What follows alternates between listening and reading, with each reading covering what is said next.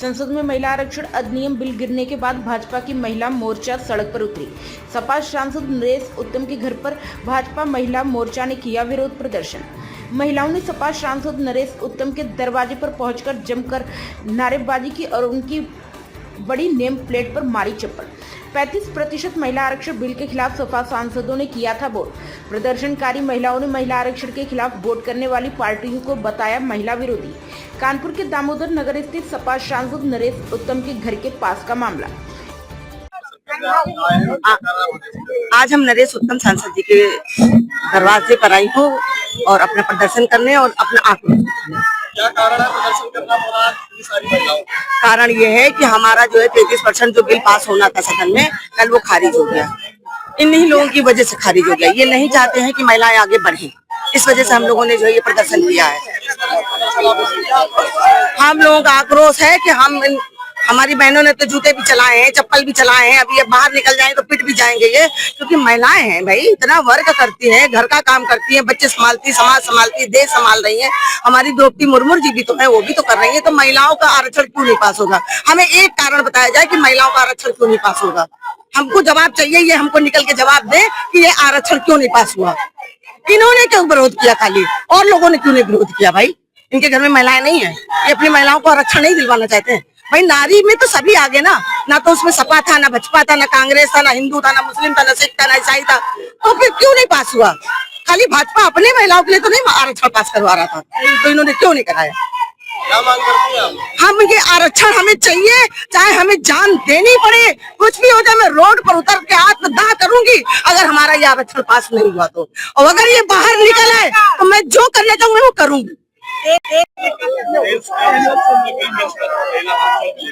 जो गिर गया, ऐसे में आज आप लोग कहाँ प्रदर्शन करने आए हो, क्या कारण? आज हम लोग, क्योंकि वो सांसद ही जिम्मेदार है जो कि ये नारी शक्ति बंधन विधेयक को लागू नहीं होने दिया।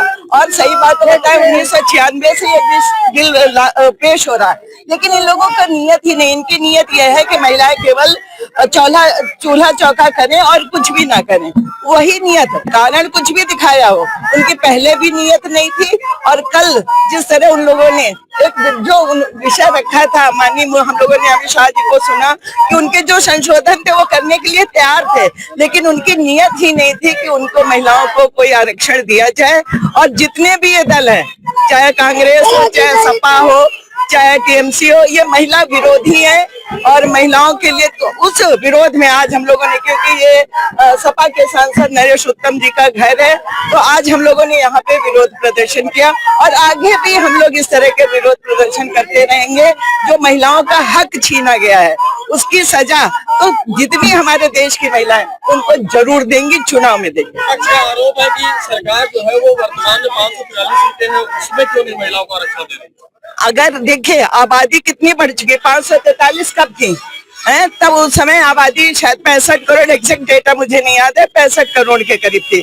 अब जब आपकी आबादी इतनी बढ़ चुकी है और कुछ लोकसभा तो 20-20 लाख की है, तो क्या आपको नहीं लगता कि इसको छोटा करना चाहिए, विकेंद्रीकरण करना चाहिए, इसको कम करना चाहिए?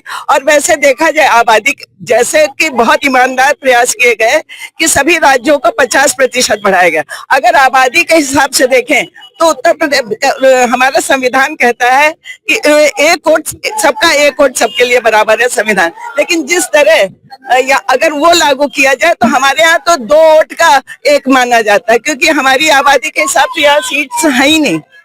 तो एक ईमानदार प्रयास सरकार की तरफ से किया गया कि सीट्स बढ़ा दी जाए, जिससे कि डिसेंट्रलाइजेशन हो, लोगों का उसका वहां का विकास हो सके, स्वास्थ्य, सुरक्षा, सब चीजों को लेकर के, और महिलाओं की भागीदारी सदन में बढ़े। इसका जो प्रयास किया गया, जिस तरह विपक्षी दलों ने इसको रोका है, इसकी सजा, मैंने बार बार कहा, इसकी सजा उनको हमारी देश की महिलाएं देंगी, तब उनको पता चलेगा कि किस तरह उन्होंने विरोध किया। प्राइम संदेश न्यूज से संवाददाता मयंक सैनी की रिपोर्ट।